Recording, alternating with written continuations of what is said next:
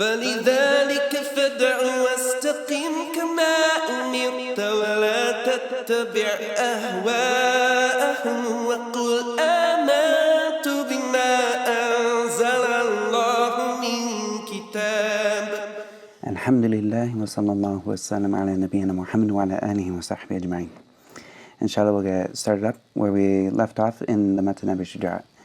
And previously, in our first couple classes, we started off with at-tahara, and then in the last class, we went over wudu.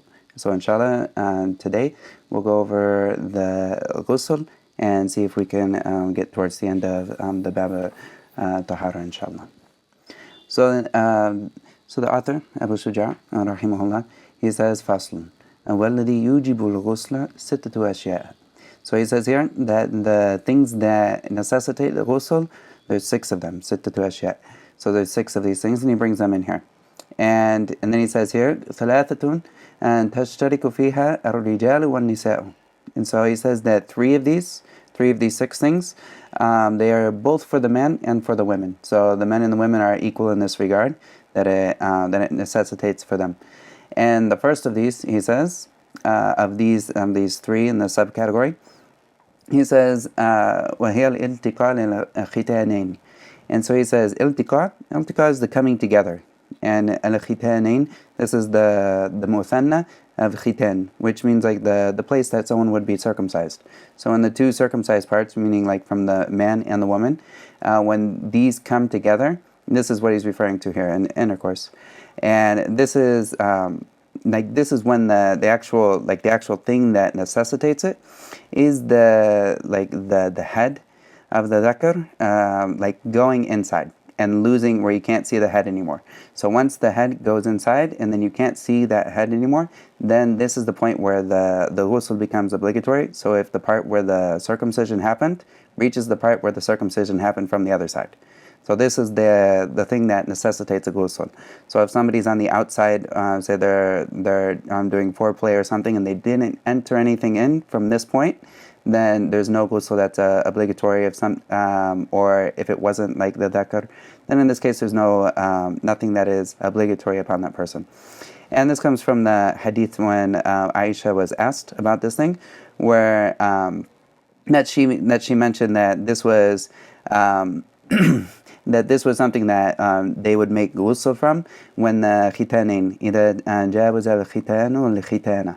And so if the khitan from the one person reached the other khitan, and فَقَدْ وَجْبَ الْغُسْلُ. And this is what she said here. And then she says that's what she and the Prophet ﷺ, that happened with them, and they made a ghusl from this. And there was a small issue in the understanding for some of the Salaf and some of the like the Sahaba. They had the belief that it was only if the man ejaculated that the ghusl was obligatory, and if not, then it wasn't. And this comes from the understanding, like the inverted understanding. We'd call it mafhum al-mukhalafa, from the hadith that إِنَّمَا الْمَاءُ مِنَ الْمَاءِ. So this hadith, the Prophet ﷺ, he said, إِنَّمَا الْمَاءُ مِنَ الْمَاءِ. That إِنَّمَا is one of those things that breaks. It says إِنَّمَا الْمَاءُ مِنَ الْمَاءِ. So like the first ma is like the water for ghusl. Like this ma is only from when water comes out. The other ma is like the ma from a man. Like the water that comes out from meaning semen from a man. So if that comes out, then this is the time when it is, when this is the only time, this is kind of like the way you could interpret it. This is the only time that ghusl becomes obligatory. So some of the Sahaba, they took this hadith and then they didn't hear the other hadith, so there was a little bit of confusion in that. So they went to Aisha in this regards, and she was very clear about if intercourse happened, then this is what obligates ghusl, even if the person doesn't ejaculate, or like nothing comes out, like there's no ejaculation for the man. And so this is this thing, like the ejaculation, that causes, this we'll talk about this the next one, any inzal al-mani, which is like the emission of semen. This causes the ghusl, it makes the ghusl obligatory. And that's whether or not there's intercourse involved. And the same thing in a separate masala is if the two parts come together and one enters the other to a point where you can't, where they meet, the two circumcised parts meet, then in this case, this is also necessitates ghusl. And then and so there's other hadith, such as the Prophet ﷺ said, إِذَا جَلَسَ بَيْنَ شُعَبِهَا الْأَرْبَعِ, and if the person sits between like the four shu'ab, which is like limbs, it's kinaya, it's kind of majaz for jima'. ثُمَّ جَهَدَهَا, this is also majaz for jima', like jahadaha, making her tired, wears her out. فَقَدْ وَجِبَ الْغُسْلُ, and this is, then ghusl has become obligatory. And also وَإِن لَمْ يُنزِلْ, in another riwayah for Muslim. So we have these, and we look at all of these, and we say, of course, that this is something that's obligatory. And also, as I mentioned, وَإِنزَالُ الْمَنِي, this is the second one of the three that are shared between the men and the women.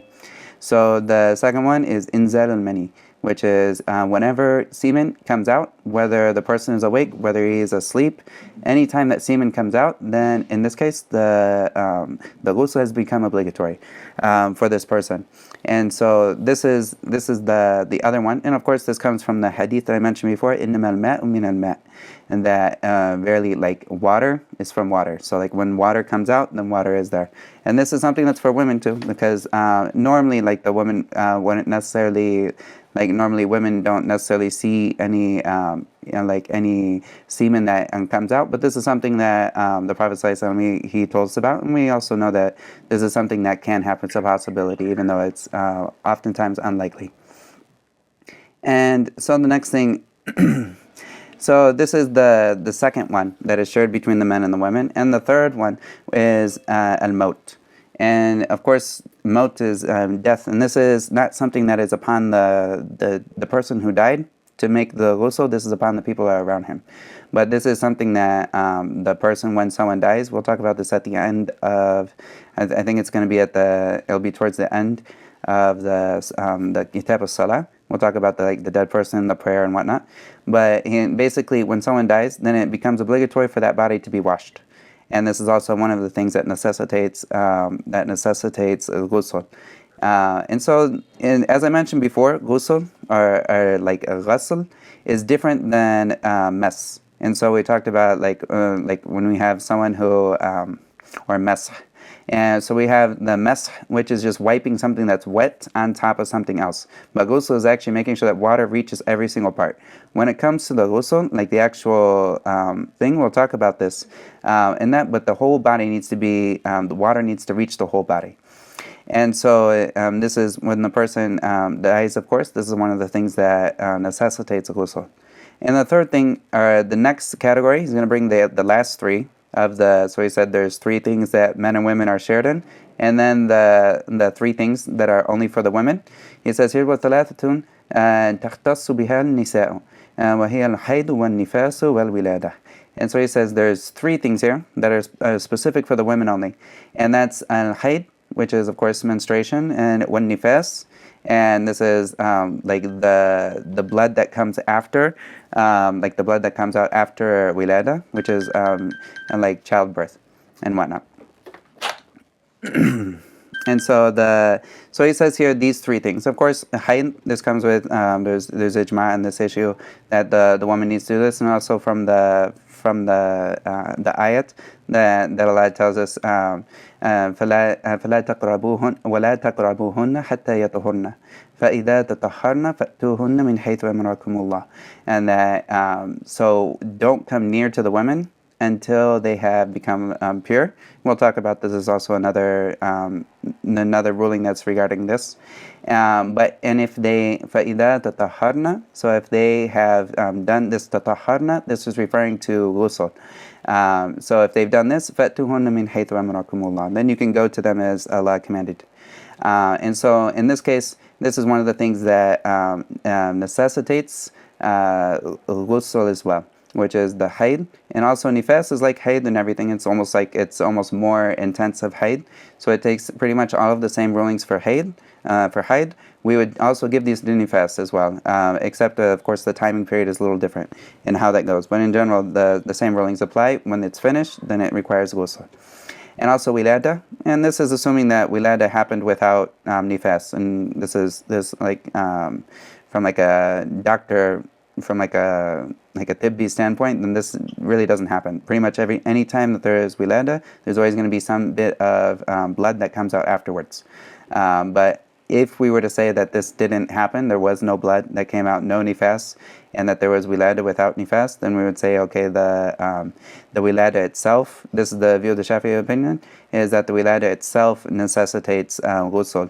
And the reasoning for that is because the baby itself is a mix of two semen. So they would kind of say the baby itself is a mix of two semen, so it coming out is like semen coming out. And Allah knows best. And that is the view of the Shafi'i madhab, that if there was wilada without any nifas, that this would also necessitate ghusl afterwards. The person would become junub from that. And then the next thing that he goes into, so we talked about the things that necessitate ghusl. Now he's going to talk about what is ghusl composed of. And so here he says, fasl wa fara'idul ghusli thalathatu ashya'. And so he says fara'id, and of course this is the plural of farida, like the things that must be done. These are like the arkan.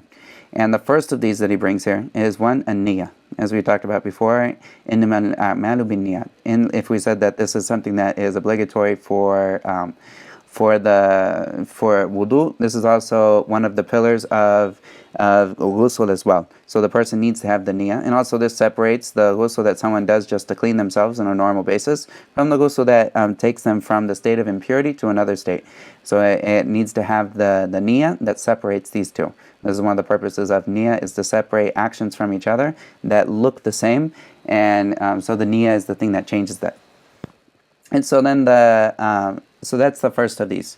And then he brings a second one here, and he says here, وَإِزَالَةُ النَّجَاسَةِ إِنْ كَانَتْ عَلَى بَدَنِهِ.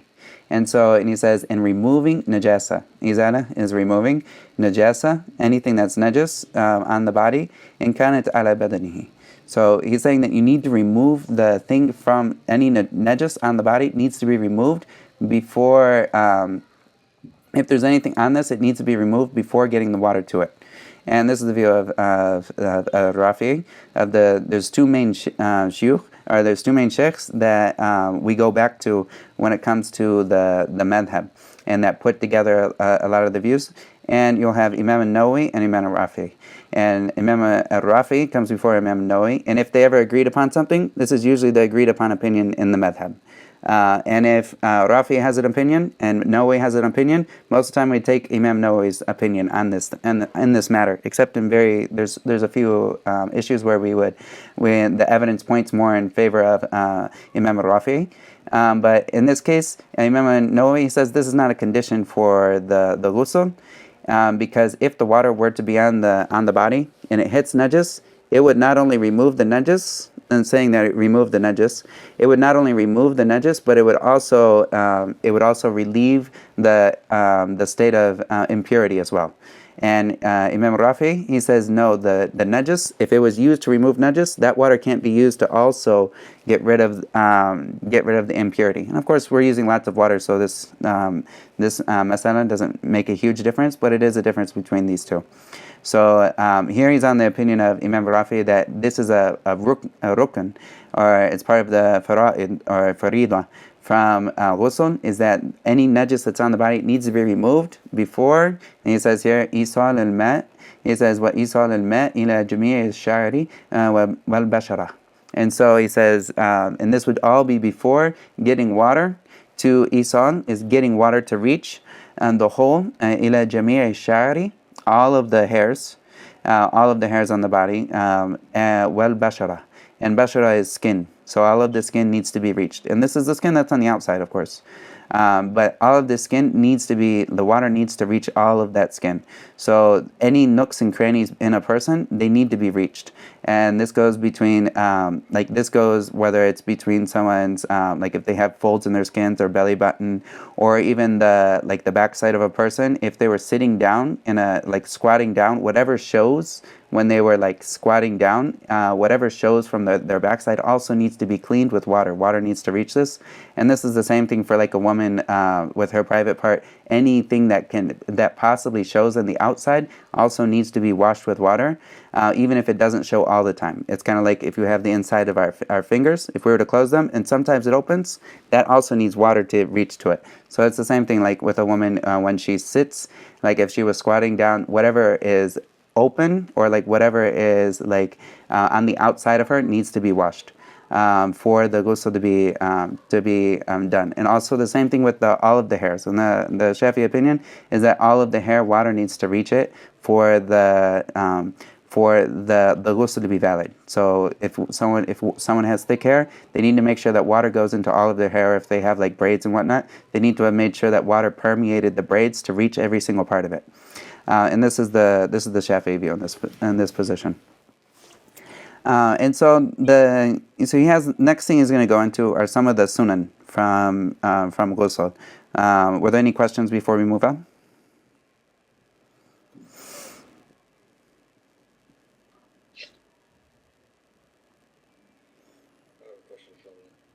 Yeah, go ahead. Water that comes from the man and water that comes from the woman. So you said if there's intercourse, then you have to make ghusl. It's one of the things. Yep. And then you said if a man ejaculates, then he has to make ghusl. But what if it's not quite ejaculation, but it's just the fluid that comes prior to that? Do you still have to make ghusl? This is different. So there's three types of fluid. That's a good question. There's three types of fluid that come out of the man normally besides urine. And so of these three fluids, and sometimes also with the woman, but it's the one is many, and this is semen. This is what generally makes babies, and so it normally has a smell that is kind of like dates. It has a distinct smell, and it also when it releases, there's usually a feeling of the shahwa or that desire kind of falls down. That person feels a release of energy and whatnot, and usually accompanied by the other things of what happens with the body. And this normally is the shooting type of water. And so this semen is one ruling. And then there's the other one, which you mentioned here, that happens before then. And this is called, we would say pre-cum or something of this sort, which is what happens before it. Then in Arabic, we would say medhi. And medhi, it has a different ruling. It doesn't quite take the same ruling. So medhi, it's najis, according the Shafi'i opinion, is that this is najis. It needs to be washed, but it doesn't necessitate any ghusl. It breaks wudu. Just as we mentioned before that anything comes out of the two things breaks wudu, then this one breaks wudu and it needs to be washed, and anything that the medhi went on, say if someone was, say something happened and they got aroused and then all of a sudden they have medhi in their clothes, they need to wash the clothes as well from that medhi. And this is the view of the Shafi'i opinion. But this does not necessitate ghusl. And then there's one last one, which is called wedi. And wedi is, it's something it sometimes come at the end of when someone's using the restroom, urinating. There'll be a little, elastic fluid that's clear that comes out. That's kind of that has a different texture. It's not urine and whatnot. Or it sometimes comes out at other times if someone's carrying something, they say. But this is not something that requires anything other than just cleaning. It's najis and it needs to be cleaned. So I just want to follow up on that. From what I heard, ejaculation is not najis, right? It's not najis, and this is the view of the Shafi'i, and we'll come to it inshallah. But you're saying the pre-cum is najis. The pre-cum is najis, yeah. The general principle is anything that comes out of these two places are najis. But we make the exception for the semen because Allah is لَقَدْ كَرَّمْنَا بَنِي Adam. That Allah says we've made Bani Adam and Karim, or that He's given them that karam, and this goes against if their asl or the root or the foundation aspect of Adam is something that's najis. This goes against the foundation that Allah has given us, that takrim. So this is one of them, and also there's other evidences we'll come to inshallah. You had a question? Go ahead, Jay. Jay. How much is the like ma'fu anhu amount of like pre-ejaculation? And this, if you see it, it needs to be washed. If you know that's there. And also there's a basic principle. If you don't know, you're not held responsible until you know. And if you don't know when it happened, like this, sometimes you won't know when it happened. You would say you found it after you had prayed a couple salah. You don't know when this happened. Maybe you suppose it happened at one time or another, but you don't know when it happened. You would wash from that point, but you don't have to go make back everything that you know was there. But if you're certain that this happened at a certain time, any salat that was made after it needs to be made up, and you need to make sure that you clean anything that you see. Wallahu a'lam. But this is the view of the Shafi'i opinion here. And so next thing he goes into is the sunan. And the sunan, of course, it comes from we have different hadiths that talk about how the Prophet ﷺ used to make wudu. How he'd make ghusl. And of these hadiths is the hadith of Aisha, where she said that the Prophet, كان النبي صلى الله عليه وسلم إذا اغتسل من الجنابة دعا بشيء نحو الحلاب. That the Prophet ﷺ would ask for like a water, like a hilab would be like something that he would wash inside of, or a basin, or to get water. فأخذ بكفه, that he would take water with his, so he'd take the water with his hand. فبدأ بشق الرأس الأيمن ثم الأيسر, and then he would start with the like his head from his right side and then his left side. فَقَالَ بِهِمَا عَلَى رَأْسِهِ. And so then he would use this, and he would start with his head and he would go down. And also in other hadiths that the Prophet ﷺ, he would wipe off the najis, or anything, he wouldn't say najis, but any qadr, or like anything that was like unclean from him. He would wipe this off of his private parts first, and then after that he would make wudu as if he was making wudu for salah.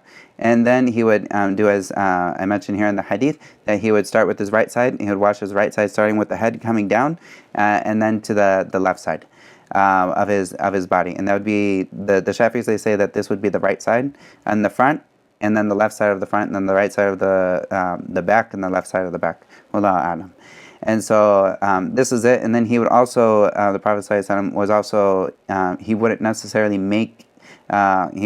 wipe his feet or wash his feet while he was in this place, but rather he would go somewhere else. He would leave that place, and then he would wash his feet. And kind of like the wisdom behind that is they didn't necessarily have showers like we have now, where the water goes down. So the water was piling up in the place that he was at. And so it'd be kind of muddy. So it makes sense for him to move to another place, so his feet aren't ending up muddy at the end of it. Wallahu a'lam.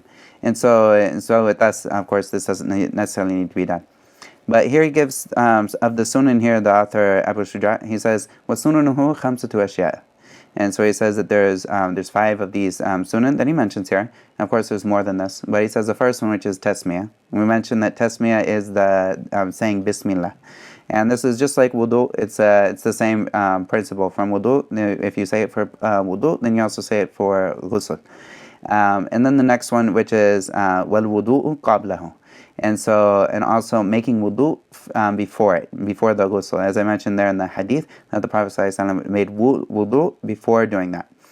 And then also he says, وَإِمْرَارُ الْيَدِ عَلَى الْجَسَدِ, and also running the hands over the body. And this is something that is differed upon. Some of the other madhabs said that it was something that's necessary for someone to have done the ghusl, that they need to have ran their hand over their body completely for their wudu to be, for their ghusl to be valid. And here we would say that, like in the madhab, we would say that whatever is, like if there's a difference of opinion, then leaving the difference of opinion is mustahab. So it'd become a sunnah from that point. And also if there's any places where water is not going to reach, except with moving the hand to that place to make sure that water reaches it, then it's obligatory. Because مَا لَمْ يُتِمُّ الْوَاجِبِ إِلَّا بِهِ فَهُوَ وَاجِبٌ. So whatever you can't do the thing that's obligatory except with it, then this is obligatory. And so imrar al-yadi ala al-jasad, and this is just to make sure that water got to every place. And of course, if anyone is, like if they're a larger person or they have some type of folds or something under the skin, that they make sure that they make the water reach every single part of that, because until water reaches all of the places of skin, then it's not, then they are lacking in their ghusl. And So here's the what imrarul yadi, what imrar, which is like running their hand across all of their body, jasad body, wal muwalatu. And this is also like wudu, the making sure that everything is done right after another, one thing after another. And this is in general, you keep going until it's finished and nothing dries in between. This is like the what defines wula al-muwala, is that every single part that you wash and nothing dries before you wash the next part, and that it all happens at one point in time. And this is of the sunnah. And so if someone were to, which happens sometimes, is someone will they'll make ghusl, and then they'll find that they missed a spot. Maybe there was paint on their body and they didn't see it, and so they rip off the paint and the water never reached that.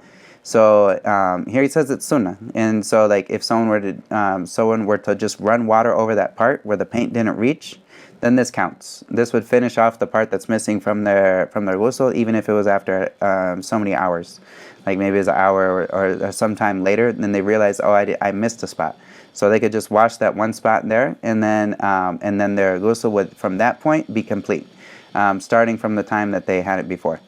But of course, it's sunnah to do it all at once, and this is what he mentions here. And he says, "What taqdeemul yumna ala al-yusra," and also putting the right side before the left, as I mentioned, starting with the front right, and then the front left, then the back right and the back left. Wallahu a'lam. So these are of the sunnah that he mentions, and of course, there's more than this, but for this book, we'll suffice with what he mentions here. And so the next thing he's going to go into is he's going to go into the different times that it's sunnah to make ghusl. And so he says here, faslun والاغتسالات المسنونة 17 غسلة. So he says here that the ightisalat, and ightisalat it's like the plural of ghusl. Like a lot of times we would say ightasala ghuslan, and ghusla would be like the masdar, it'd be ism masdar.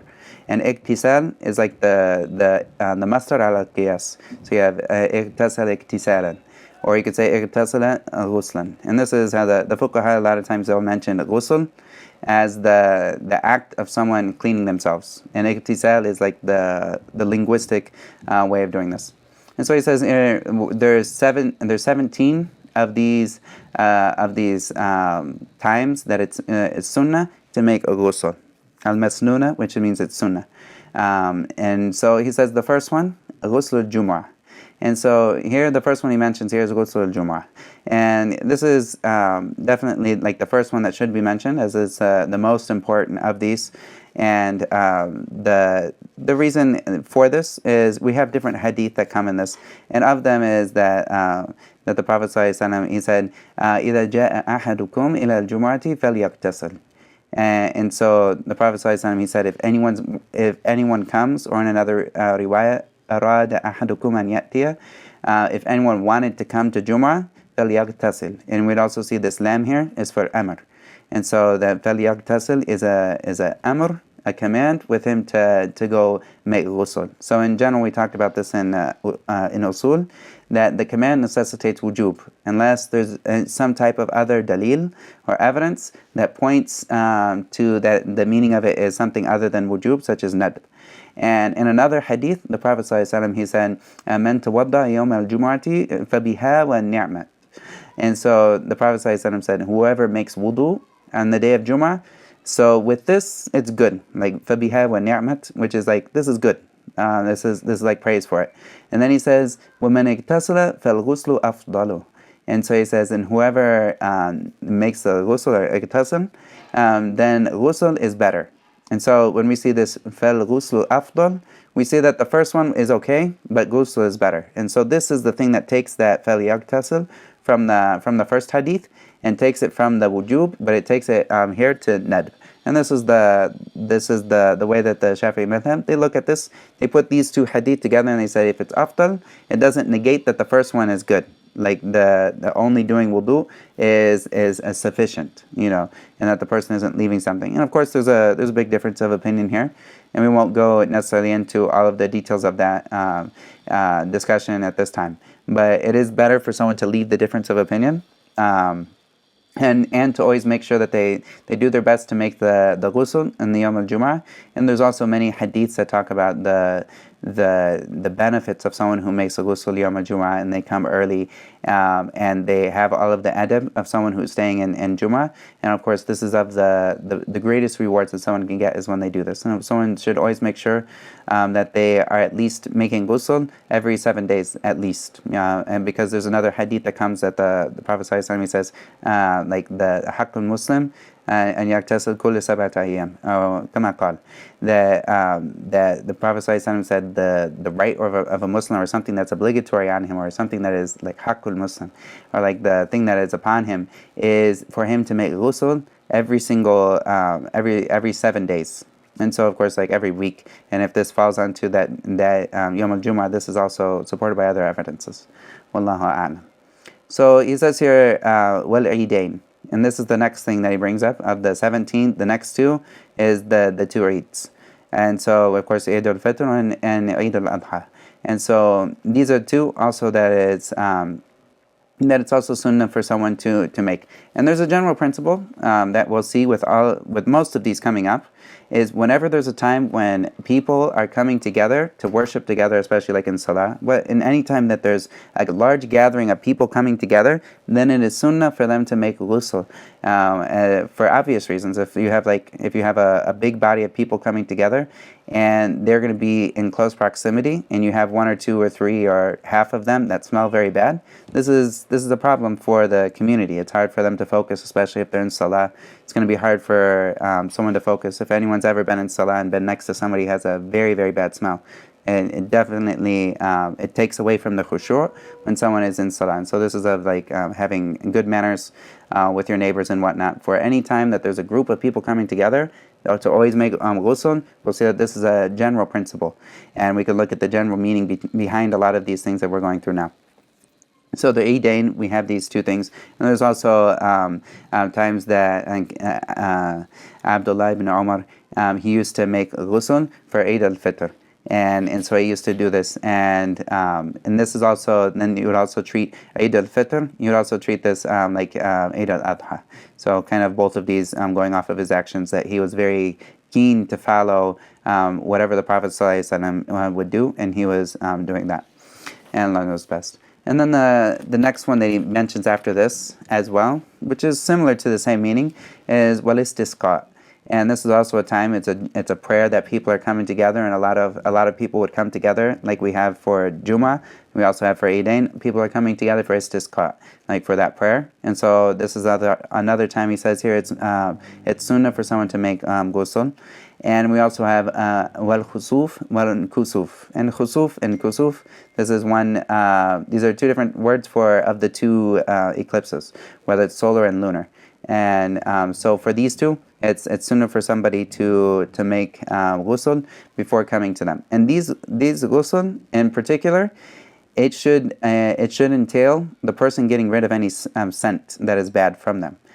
Because we're looking at this meaning, which is making sure that they're not harming their neighbors with their bad smells. So while the first ghusl that's obligatory, the point of it is to raise that tahara. Here, it's more than just raising the tahara, but rather it's to also make sure that they don't smell bad. So using soaps that get rid of anything, as opposed to just using water by itself, is also more important when it comes to these things as well. So that someone makes sure that their body actually smells good from the soaps that they use if they can, and making sure that they get rid of the smell, because that's a part of what is intended with this. And also for ghusl min ghusl al-mayyit. And the reason for this, when somebody washes a dead body, that there are some hadiths that came in the meaning of whoever man ghassala maytan falyaghtasil wa man hamalahu falyatawadda. And that this comes from Abu Hurairah. He mentions this from the Prophet ﷺ, that he said, man ghassala maytan, when whoever washes someone who is whoever passed away, then he should falyaghtasil, so that he should make ghusl. And whoever carried him, like carried the janaza or the jinaza, falyatawadda, and so then he should make wudu, whoever carried the dead body. And this is narrated, and the hadith is Hasan according to Imam Tirmidhi. And there's also another hadith that comes along in a similar meaning. So we have this فَلْيَغْتَسِلْ, which is amr, necessitates wujub, unless there's other evidence. And the other evidence is what is narrated by Hakim, al-Hakim, and that the Prophet ﷺ said, لَيْسَ عَلَيْكُمْ فِي غُسْلِ مَيْتِكُمْ غُسْلٌ إِذَا اغْتَسَلْتُمُوهُ. And so, or إِذَا غَسَلْتُمُوهُ. And so that the Prophet ﷺ, he says that there's no ghusl upon you from the people that you washed, from the dead people that you washed. And then he also says, فَإِنَّ مَيْتَكُمْ لَيْسَ بِنَجِسٍ, that the people that passed away from you are not najis. فَحَسْبُكُمْ أَن تَغْسِلُوا أَيْدِيَكُمْ. And so, and it's enough for you to wash your hands. And so, putting these two evidences together, this takes the first one, فَلْيَغْتَسِلْ, to nadb, which means that it's good for someone to make ghusl afterwards, but it's not something that's obligatory, because we have something that pulls it away from the obligation. And this is, of course, I bring these examples because we took these in usul, and inshallah we'll put these to use when we're looking at some of the evidences here. The next one he says here, وَالْكَافِرُ إِذَا أَسْلَمَ. And so this is also another time that it's good for someone to make ghusl, that it's sunnah for them to make ghusl, is if the person is a kafir and then they come into Islam, then for them, after coming into Islam, it's sunnah for them to make ghusl. And this is narrated that a lot of the Sahaba would do this, and this was something that was known. When they came into Islam, they would make ghusl before doing this. And also another point that should be made, he says here it's sunnah, but there is a time when it's obligatory, and this could be for anyone who became junub before Islam. Say when I became Muslim, I was 24, and so of course I had become junub before that, and so this I would need to make ghusl from the janaba from way back. So I'd need to make ghusl from the janaba, and that's obligatory, as opposed to the ghusl for entering Islam. This is assuming that the person hasn't become junub before. So if he was if he was 15 years old and he never had a wet dream or something of that sort, and then he becomes Muslim, we say, he became Muslim, and it's sunnah for him to make ghusl coming into Islam. But if someone has been, they already had janaba before Islam, this is something that you take into consideration, the janaba that came before Islam. We take this into consideration when they become Muslim. They're still junub from before. So they need to make sure that they make ghusl if they were junub before. And that's obligatory, and that would be more than sunnah here. And also another mistake that sometimes happens, and I'll mention it here, is I've seen it before, is that people will they'll say someone who wants to, so someone comes and says, I want to become Muslim, I want to take my shahada or something, and then this person will say, go take a shower, come back, go take a shower first, and then come back, and then we'll do your shahada. And sometimes the people will want to do the shahada in a public setting, so they make the person delay the shahada. This is a very serious matter, because you can't agree for someone to stay in the state of kufr ever. If anyone is coming out, if anyone wants to accept Islam, then it's something that must be done right away, and no one can ever agree, even for a moment, to delay this person from coming into Islam. So if anyone wants to come into Islam, you should always give them the shahada first and foremost. And if you want to do it publicly afterwards, great, do it publicly. Make sure everyone knows.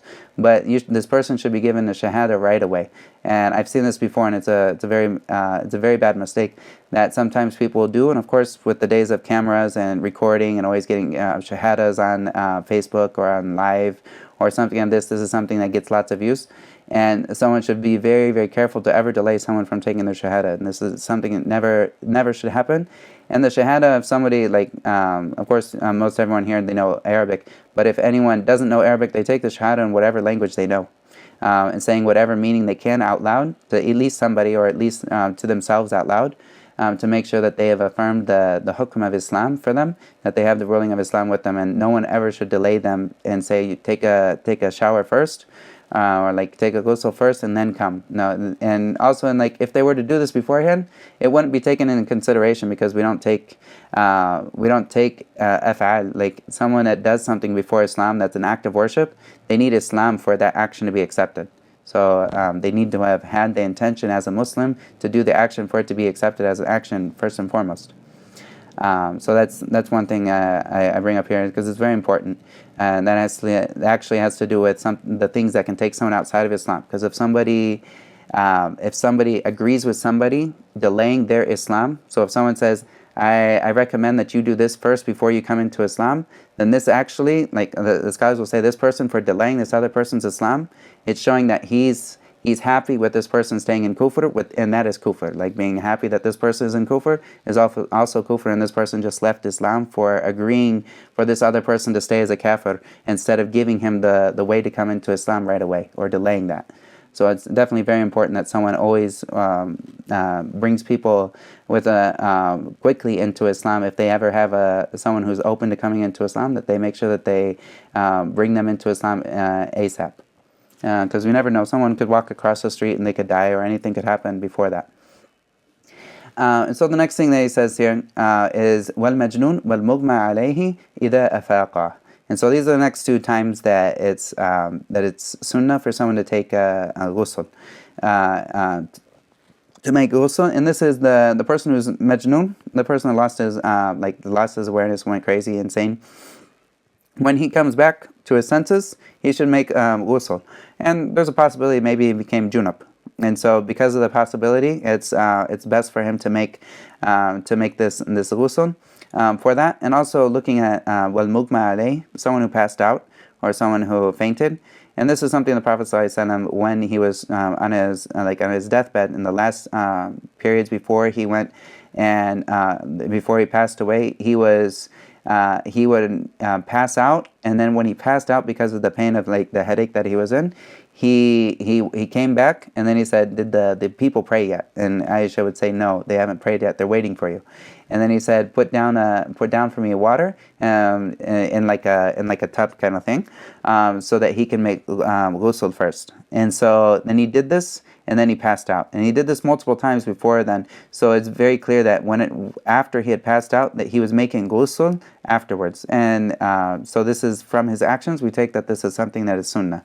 Of course, we won't say that it's obligatory unless somebody found the clear evidence that this person had become junub while he was then, and then it would become obligatory. Well, if someone was passed out and then it was clear that they had a wet dream because of the evidences, then they would need to raise that in that case. And so he says here, after these two, and Majnoon is like that, and so that's Majnoon is kind of qiyas. It's like this, so it takes the same ruling, because it's like losing the mind in this way that is not sleep. وَالْغُسْلُ عِنْدَ الْإِحْرَامِ. And so also there's a ghusl that's a sunnah for someone to do before coming into ihram. So before they come into ihram, then this is something that is sunnah to do. And this was something that's narrated that the Prophet ﷺ did this before, and it's narrated from Zayd ibn Thabit that he saw the Prophet ﷺ when he was getting ready for ihram, that he made ghusl beforehand. And also the next one he mentions here, وَلِدُخُولِ Mecca. And so, and also coming into Mecca. This is here, and this is narrated on Ibn Umar, and that radiyallahu anhuma, that before he would come into Mecca, when he was just outside of it, that night before coming in, he would make ghusl before coming in. And a lot of the things that he did following the Prophet ﷺ. And this is also, he mentions that he saw the Prophet ﷺ doing this before coming into Mecca. So this here is sunnah here according to that. And also lil wukufi bi Arafah. And so this is also if we have people that are coming in to stand on Arafah, and if they're making Hajj and whatnot. So this is a time that Ibn Umar he used to do this as well for the night of standing on, or that time of standing on Arafah that evening. And so this is something that's narrated from him that he did, Ibn Umar radiyallahu anhuma. And also the walil mabit bi Muzdalifah, And this is narrated here, and a lot of the scholars in the Shafi'i madhab, they don't hold this view because there's no clear evidence for the mabit, which is like spending the night in Muzdalifah, and this is part of Hajj. There's no clear evidence for this, so this is like most of the scholars will say, this is not something that's mustahab. And also لِرَمْيِ الْجِمَارِ الْثَلَاثِ, and also for the throwing of the stones, like the jimar, in Hajj, for these three places of throwing and whatnot, and for the rami, then this also is like that, that it's also not sunnah. And this is the view of a lot of the scholars when they look at these. There's views in the Shafi'i madhab. Sometimes they hold a lot of weight, and sometimes some of the views don't hold much weight, but they still make it into the books. And so the other later scholars, they'll look at where the evidence lays, and they'll say that this actually doesn't hold the evidence to be mustahab. And wallahu a'lam. But the author Abu Shujaa here, he brings it up because this is the view that he holds. Walid tawafi, and also this is for tawaf, like if someone was going in tawaf. And also this is mentioned Shirbini and Khatib al-Shirbini and Iqna. He mentioned that this is not like the mu'tamid, or like the held position, the relied on position, is that this is not sunnah as well, because there's no clear evidence for it. And also he says wali sa'i, and the same thing, there's no clear evidence for this, for like the going back and forth between Safa and Marwa. And also لِدُخُولِ مَدِينَةِ رَسُولِ اللَّهِ صَلَّى اللَّهُ عَلَيْهِ وَسَلَّمَ, and also for entering Medina. And so this is also another one that is mentioned here, and this is using qiyas. So we have qiyas where we have we'll go into this inshallah in the future in a waraqat, and this comes up, but we have one thing which is entering Mecca, and Mecca is the haram, and we have another haram which is Medina. And so we have that the Prophet ﷺ, he made ghusl before going into Mecca, and this is one of the haramain. So we have the other haram. So they say this is like this. So if you're going into Medina, it's also sunnah to do this because the Prophet ﷺ did it here in Mecca. But there's also evidence, on the other side, there's no clear evidence that the Prophet ﷺ, out of all the times he was going to Medina, that he did this out of purposefully. Wallahu ta'ala a'lam. But this is a view of using qiyas of Mecca. If you're going into Mecca, then this is like Mecca. And so you take the two things that are like each other for a thing that puts them together, and you give it the same ruling. This is an example of qiyas. The next thing we'll talk about is wiping on the khuffain. And so the author here, he says, faslun, وَالْمَسْحُ عَلَى الْخُفَّيْنِ جَائِزٌ بِثَلَاثَةِ شُرُوطٍ. And so he says here, faslun, and he says that wiping, mash, which is wiping, عَلَى الْخُفَّيْنِ جَائِزٌ. And here, a khuf is like a lot of times people will say leather sock, but leather socks in our terminology, this was something, the khuf was something that someone could wear. They could walk around in it. It would be more like a moccasin than a sock, and that it was a shoe. And like this is more like a shoe than it would be like a sock. A lot of times we say socks now, but when we look at the way that the Arabs would use this was something that they would walk in, and that they would do their daily business in this. But most of the time this would be something that is on, like when someone is traveling, they would be more inclined to wear a khuffain. But this is closer to a boot, or like a tall moccasin, than it is to a sock. But we'll talk about but also the sock is something that is mentioned like the jorab, but this is the sock that was at that time, not necessarily the sock of this time. And the khuf of that time, not necessarily the khuf of like what people call a khuf these days. They have like this thin sock. If you ever were to walk to the masjid with it, it would get holes in it. It wouldn't hold up to walking to the masjid in it, much less walking to do your daily business in it while you're on a journey. So there's a difference between what we call things now and what they were at the time of the Prophet ﷺ, and when the rulings were being given. This reality of that word, the reality that was connected to this word at the time of the Prophet ﷺ, this is the meaning that we look at, not necessarily the meaning of the word as it has now. So like some people have said jorab, and then they see these thin little socks these dress socks that people wear now, and they say it's a jorab, we call it jorab, so we take this. But this is actually, in reality, this is the reality of this thing as opposed to the reality of jorab at their time. is completely different. And so it's important that we look at the reality of how the word was at the time of the Prophet ﷺ and of the Sahaba, because this is the word and the meaning of the word when it was connected at that point. This is what we take, not necessarily the word as it is now, such as like taswir. So we have taswir, which is like, we would say it's photograph or photography. But at that time, taswir is any picture making, whether it was drawing or whether it was carving. So now when we come up with photography, what do we call it in Arabic? It's cool to call it, or like the closest thing to call it is like taswir, because we're taking a picture and we have a picture and we have something there. But did we make the picture, or did we just capture light on a mirror and then we saved it? We captured the way that this light was hitting the mirror and we saved that light. So this isn't necessarily the same reality as taswir at that time. So saying that taswir is haram and saying that photography is haram because taswir is haram at the time of the Prophet ﷺ, we're taking a word that is new and we're putting an old meaning. We're taking a word that is old and putting a new meaning onto this word. And so we have to be careful if we ever add a meaning to a word that we don't just give it the ruling that it had before. And so I say this with khuffain because the meaning of khuf is not necessarily sock, and it's not leather sock, but rather it was something that they would wear as more like a shoe. So if someone had like a military boot, this would totally fit the description that we're going to give here. And so he says the mess upon the khuffain is jaiz, which means it's permissible. It's not necessarily mustahab here, but he says it's permissible. بثلاثة شروط, and that this is permissible or mubah, and with three conditions. And the first of these conditions, it comes an يبتدئ لبسهما بعد كمال الطهارة. And so he says to start the time when he wears it so he starts the wearing of it after he has already had complete tahara. He says kamal at-tahara. And kamal, he means here that the person already washed their feet. So they washed their feet for the first time. So here, this would be kamal at-tahara.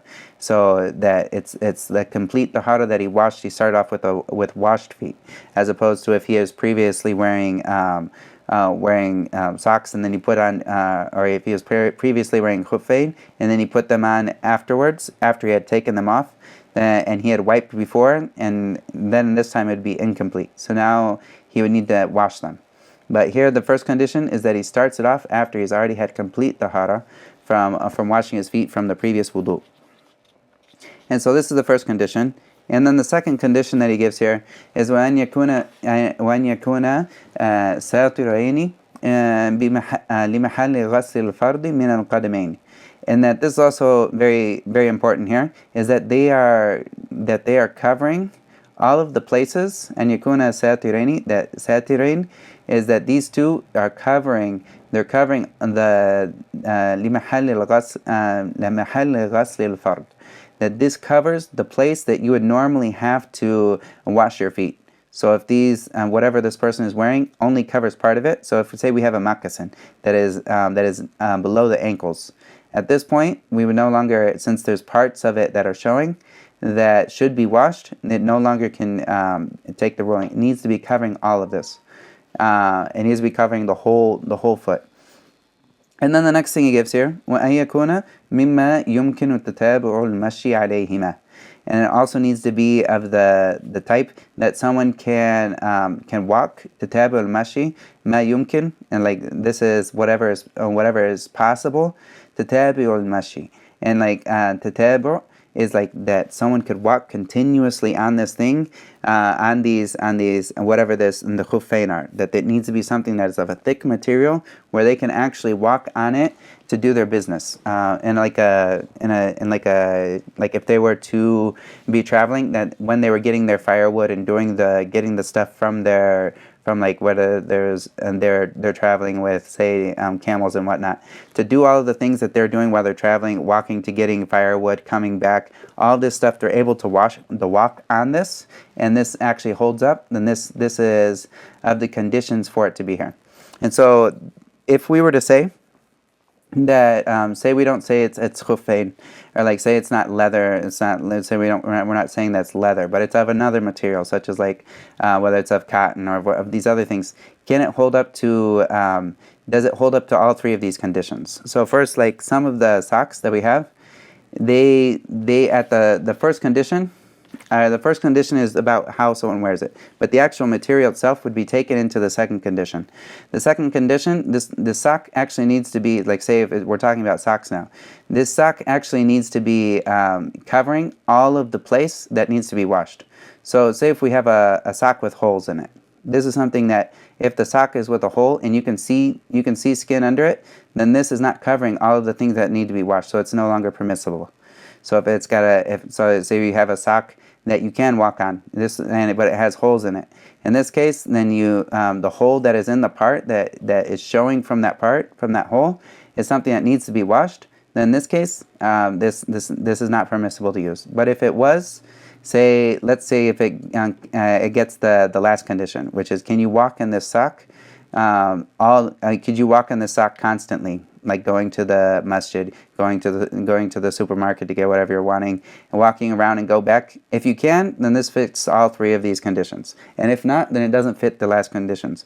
And in general, a lot of people have gone very easy when it comes to socks, wiping on socks particularly, because it's something that is easier for someone to wipe over socks, without a doubt.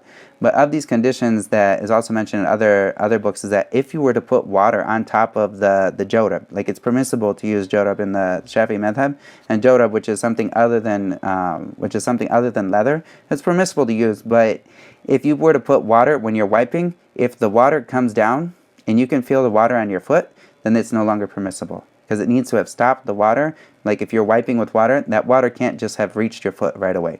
So like these dress socks that are really thin, or the dress socks that if they're stretched, you can see skin under it, this is not permissible from the first one. Or if it's thin where the water comes onto it and then it would do that, then it's not permissible in that sense.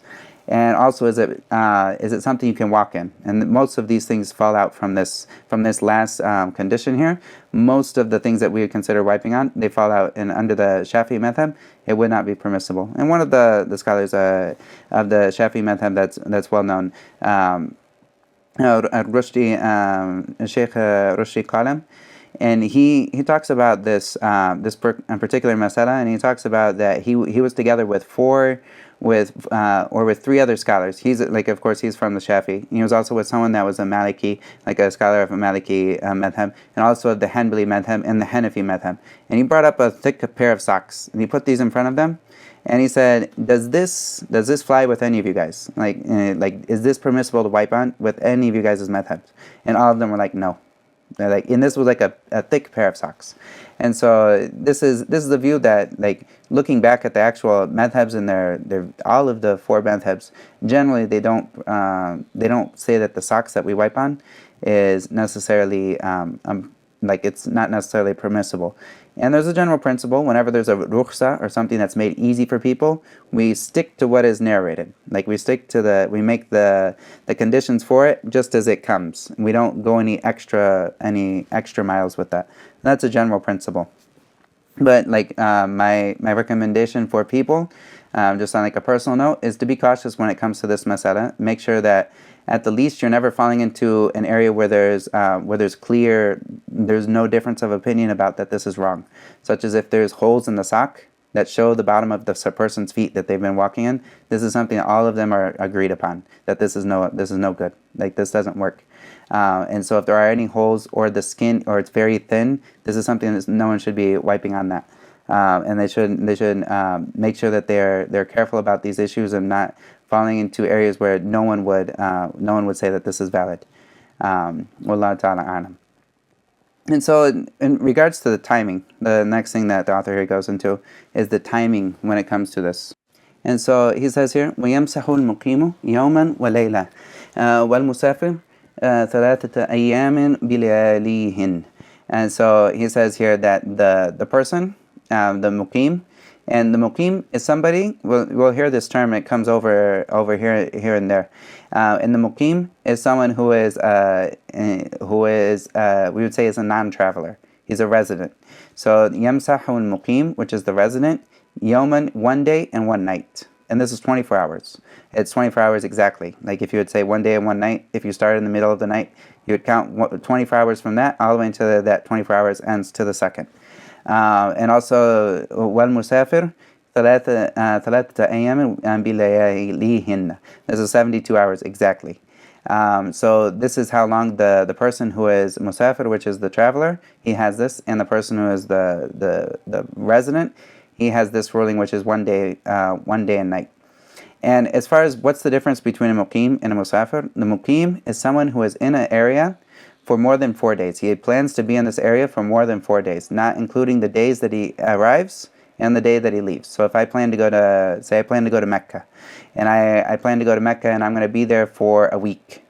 I plan to go there for a week, so when I leave, yes, I came up across the place, I reached past 53 miles or whatever, which is the length for someone to shorten their salah. And I go there and I'm traveling, but once I reach there, I intend to be here for more than 4 days. So that first day I don't count, but the next 4 days, I'm going to be there actually 5 days, not counting the arrival and the leaving.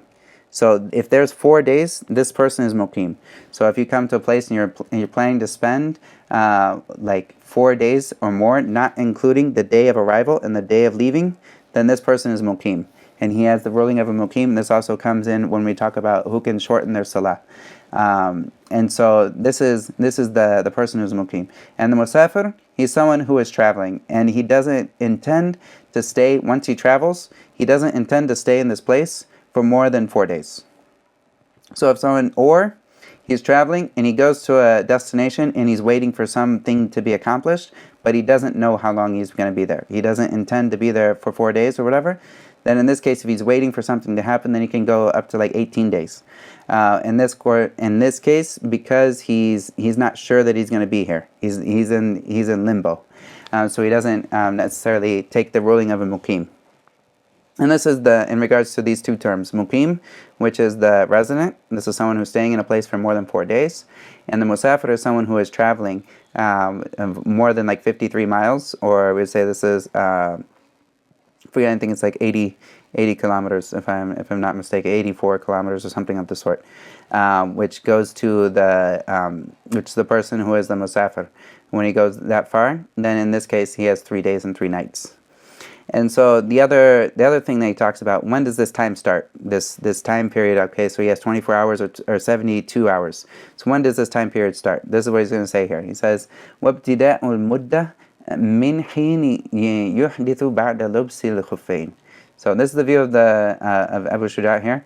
And this is of the views, there's multiple views in the madhab, but this is the one that he gives here, that the start, ibtida al-muddah, the start of this time period, muddah is the period, it's from the time min hin, and from the time yuhdithu ba'da lubsi al-khuffayn, from the time that he yuhdith, which means he breaks his wudu, after putting on the khuffayn. So after he put on the khuffayn, this is not when the time starts. It's when he first breaks his wudu.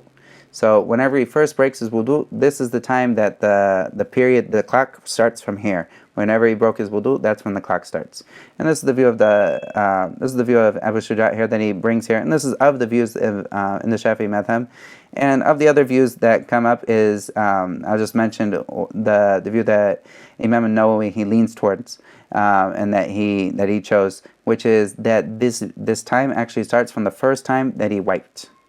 So this is the view of Imam al-Nawawi, and the hadith strengthens this, but a lot of the scholars in the madhab, they will actually lean toward this view that is Abu Shujaa here, which is that it starts from the time that he broke his wudu. The first time is the time that his wudu broke. This is when the clock starts ticking, and he has either 24 hours or 72 hours from that point.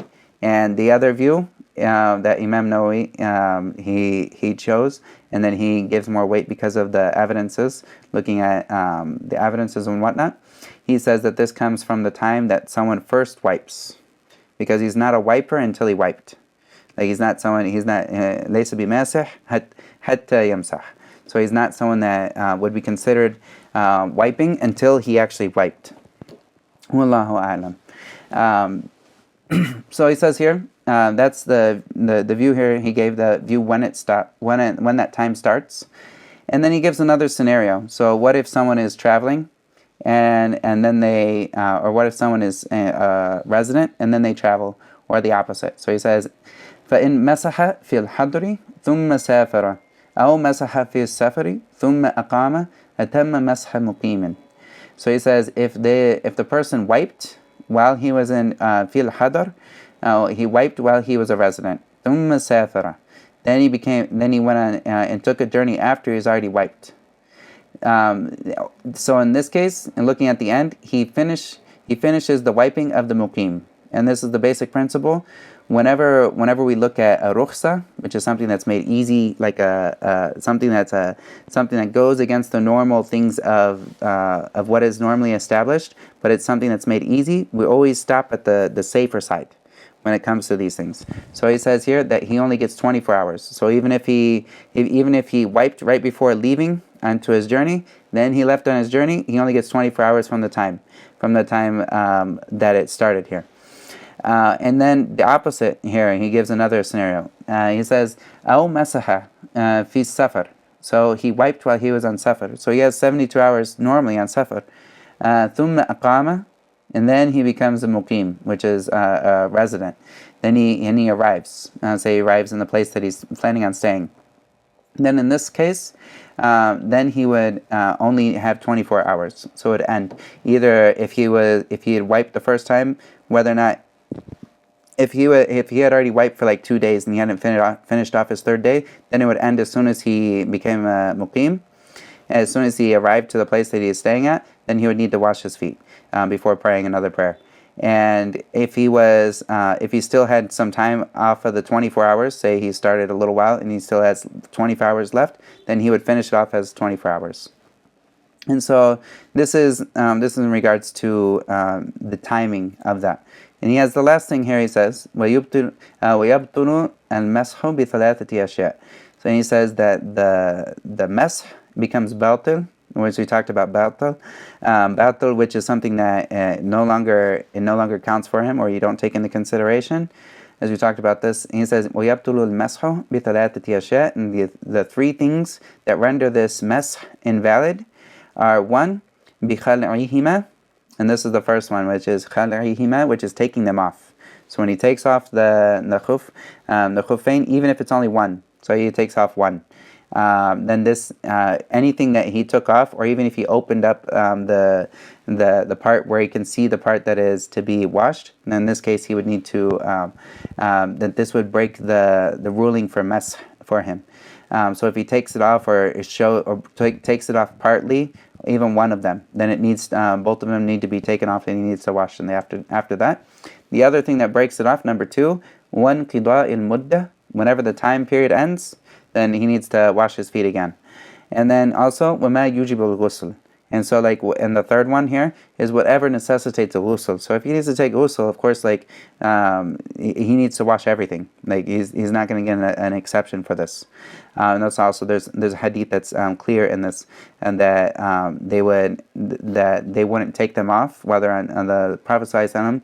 He used to command the people, or he would command the people to wear their khuffain while they're on the journey, and not to take them off for 3 days.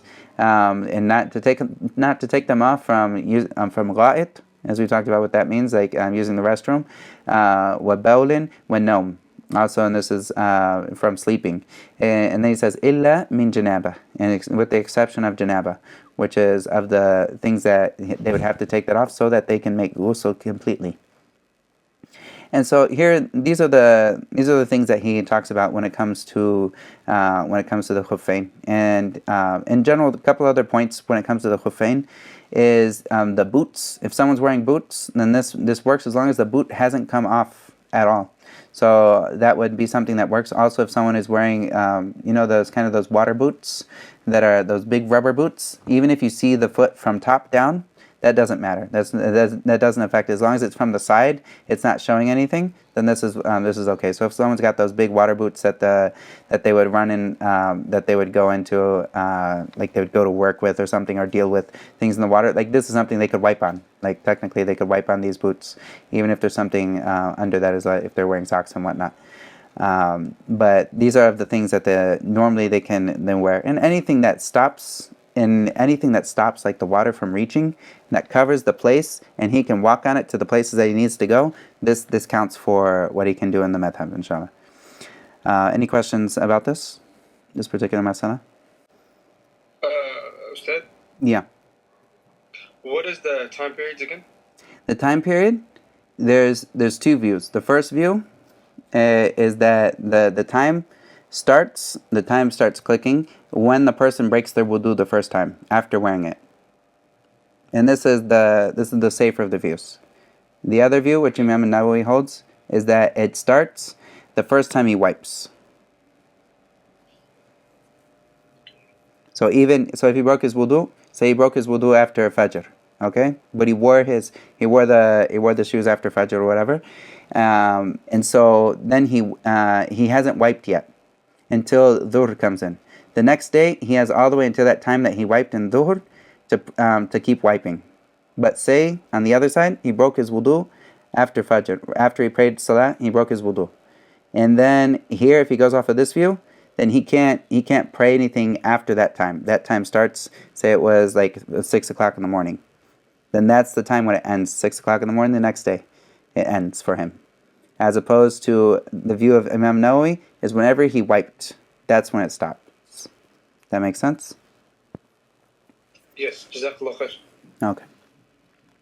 So the next thing he talks about here is, he says, فَصْلٌ وَشَرَائِطُ التَّيَمُّمِ خَمْسَةُ أَشْيَاء. And so the first thing to be noted, we talked about water. This was the first thing we talked about, and this is one of the ways of coming in, making something pure. And the other thing that we mentioned that makes something pure as well is the tanning process. And here, there's another material that makes something pure, but it doesn't necessarily get rid of the purity, but rather, according to the madhab, it allows someone to pray while they're impure. So while they're not in a state of purity, which is tayammum, and this is in the different time periods that someone can use this. And in the Shafi'i madhab, this doesn't make someone it doesn't make them in a state of purity. It doesn't make them mutawaddi. They're still impure, but rather this raised the ruling from them not being able to pray. So they're allowed to pray with this tayammum, but it's not tahara. And that should be noted within the views of the Shafi'i madhab, that this is something that it makes salah, it's mubih for salah. It's something that makes salah permissible, but it doesn't necessarily mean that they are like mutawaddi, or that this person had like if this person was junub and then he made tayammum, then this person, when they do get water again, they need to make ghusl from that beforehand, because they're still junub.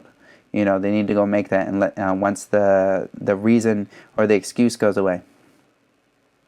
So we have tayammum, and he gives us 5 conditions for tayammum. And the first thing is, for the conditions of tayammum, is he says wujudul udhri bi safarin aw marad. And so he says that there needs to be an excuse, or udhr, which is like an excuse, bi safarin, which is of course which is a journey, aw marad. And the safar is something that doesn't necessarily, this could actually be taken a little loosely, but it would be something more like someone has the inability to use water, like the water is not available. That's the first one, which is bisafar. This is an example. So you'd say, like, if someone doesn't have water available, this is the first one. Aw marad, which is like a sickness. He has the water available, but he can't use it because he's got a big cut on his face or something. And if he put water on that, it would cause issues for him. So in this case, he can't wash this, but the water is available. So either the water isn't available, or the water is available, but he can't use it because of a issue, such as a sickness or some type of wound or gash or something of that sort. So there needs to be this excuse here. And also, the next of the conditions on top of the excuse is وَدُخُولُ وَقْتِ الصَّلَاةِ. So وَدُخُولُ وَقْتِ الصَّلَاةِ means that the time for the salah that he's going to pray, the faridah, and the one that is obligatory, needs to have come in. And if it hasn't come in yet, then in this case, he can't make wudu, or he can't make tayammum for this salah until the time has come in. And this is imperative for people to know. So say I'm on a journey. I know I don't have enough water except just to drink. This is an excuse for me. I need the water to drink, so I'm not going to use it to make wudu. And so I make tayammum 5 minutes before dhuhr comes in, so that I'm ready right when dhuhr comes in. I can pray. This tayammum won't work. I need to wait until the time for dhuhr comes in, and then I make sure there's no water around me, and then I can make tayammum to do that. But if I'm in a place where if the time hasn't come in yet, then you can't make tayammum before its time. It needs to be on the time. And the reason for that is that Allah, He tells us, إِذَا كُمْتُم مِّنَ الصَّلَاةِ فَاغْسِلُوا وُجُوهَكُم. And at the end, He talks about and if you haven't found water, and كُنْتُم مَرْضَىٰ أَوْ عَلَىٰ سَفَرٍ, and then if you are in this state where you're sick or you're on a journey, and then He says فَلَمْ تَجِدُوا مَاءً فَتَيَمَّمُوا. So this comes after the time of salah, إِذَا كُمْتُم إِلَى الصَّلَاةِ. So like in general, we have the ayat that comes that whenever you stood up for salah, then you need to فَاغْسِلُوا وُجُوهَكُم. You need to make wudu. And then if you don't have the wudu, then you make tayammum. So the wudu was originally something that should be done. Like some of the scholars say, like it was something that originally was obligatory to do every single salah. And then it was made easier for them. So if you didn't break your wudu, then you can keep it into the next salah. And this is something that's made easier. But the tayammum, it stays at this base. This base is every single salah needs to have the tahara for it, whether it's wudu or whether it's tayammum. And so if the tayammum, it doesn't necessarily take the same ruling as as wudu, but rather every single time the person needs to remake the tayammum at the time of for that particular salah. And so this is of the 5 things. The conditions for tayammum is that the time for the salah needs to come in, and this tayammum only works for one faridah at a time. And so this person, when they pray for a faridah, they can only pray for one of them at a time. But after that, they can pray. You'll talk about that they can pray other sunnah salah as well. And so this is so we have the time that came in for salah, and then the next of the conditions, وَطَلَبُ الْمَاءِ. And so the next one is that the person needs to look for water, and because Allah says فَلَمْ تَجِدُوا مَاءً. And so when He says that if you He mentioned all of these things that break wudu or that necessitate a ghusl, and then He said فَلَمْ تَجِدُوا مَاءً. If the condition is and then you didn't find water, فَتَيَمَّمُوا. So if you haven't looked for water and you haven't found water yet, then you haven't come with the conditions for you to make tayammum. And so if the condition here for tayammumu, then you need to have found, or you need to have looked for water. If you know that there's no water, like you already looked before, in this case you don't need to keep looking at it every single time. But if there's a possibility that there could be water around you, then you need to go make sure that there's no water around you before you make tayammum. Because this is of the conditions for you to use tayammum, is that you've already looked for water to make sure that there's not water available for you. And of course, there's some, and then he also says here, وَتَعَذُّرُ اسْتِعْمَالُهُ وَتَعَذُّرُ اسْتِعْمَالِهِ. And so also the inability, ta'adhur, which is the inability to use it, ista'maluhu, to use it. And so if you say you found water, but you're not able to use it for whatever reason, then this also, whether you need it for your drinking, or you have like animals with you and you need to, like if you're like you have like a horse, or you have like a camel or something that needs to drink water, and you can't use this if you use this for wudu, then you would be possibly putting the animal's life at danger, or your life at danger, or into serious hardship. Then in this case, you have the water, but you can't use it. So it's like you don't have the water. And or you're the same way as the person who is sick. He can't use it because there is something that stops him, such as if he used this water, it would harm him in such a way. So say a person has a gash on their arm. They have a gash on their arm. If they put water on it, it would make like the scab that's coming in. It would ruin it, and it would make it like it would possibly look bad later, and it would disfigure his arm. The skin would look worse later. So if this is a case where it's going to make him disfigured if you use the water, then he can leave the water so that the skin it heals in the best way, and then he just goes around it, and whatever he can do, he does, and then he makes tayammum for what he can't do. And then so these are the conditions here, that he looks for water and then he can't find it, or he can't use the water, and then also وَإِعْوَازُهُ بَعْدَ الطَّلَبِ, and that he can't that he's not able to that he can't use it or find it after he looked for it.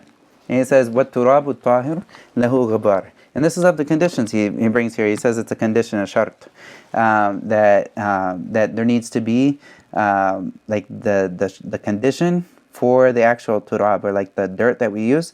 It needs to be some dirt that is tahir, that's clean. It hasn't been, there's no najasa on it, and it's also it's not been used before for tayammum. It's the first time. It's not musta'mal for tayammum. Lahu gubar, and gubar is like a dust. So like it needs to have dust inside of it. And then he also says here, like in talking about the actual dirt itself, فَإِنْ خَالَطَهُ جِسٌ أَوْ رَمْلٌ لَمْ يُجْزِي. And so he says here, and if it got mixed with jis, which is kind of like if you ever see what the Egyptians, they have this like this powder, which they use for making cement and putting cement on the walls and for like plastering and whatnot. That powder, if it got mixed with the dirt, then in this case, he says it's not permissible to use, or something other than dirt got mixed with it, because if you were to use this dirt that has something other mixed with it, that other thing is going to take the place of the dirt where it should reach, because the dirt is supposed to reach your face and reach your hands, and if it doesn't reach your hands because there's something else in its place, then it's not permissible to use this dirt. You need to find dirt that's totally dirt, that makes sure that there's nothing else that's stopping the dirt from reaching you. And so these are the conditions he brings here, these 5 conditions. And and the next thing that he's going to go into and talk about is the four arkan for actual making of tayammum. I think I'm going to stop here for today, and we'll pick up here and start off from the beginning of tayammum, or from the beginning of the things that are obligatory, and review just a little bit of tayammum for the next class. والله تعالى أعلم. صلى الله وسلم على نبينا محمد وعلى آله وصحبه أجمعين. سبحانك اللهم وبحمدك أشهد أن لا إله إلا أنت وأستغفرك وأتوب إليك. فلذلك فادع واستقم كما أمرت ولا تتبع أهواءهم وقل آمنت بما أنزل الله من كتاب وأمرت لأعدل بينكم الله ربنا وربكم لنا أعمالنا ولكم أعمالكم لا حجة بيننا وبينكم الله يجمع بيننا وإليه المصير.